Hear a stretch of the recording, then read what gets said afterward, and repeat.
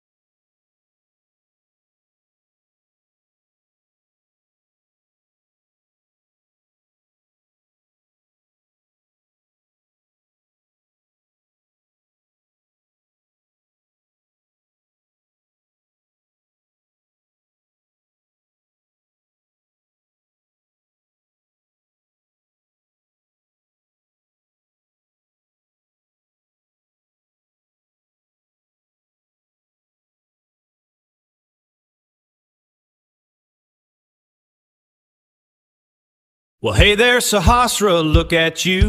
Another year older, it's the truth. They say you're 1,000, I just see one. The prettiest daughter neath the Texas sun. Happy birthday, my sweet Sahasra. You light up my life in your own special way. We're so proud of all that you are. Yeah, you're my bright and shining star.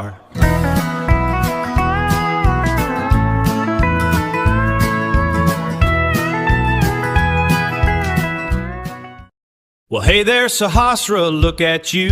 Another year older, it's the truth. They say you're 1,000, I just see one.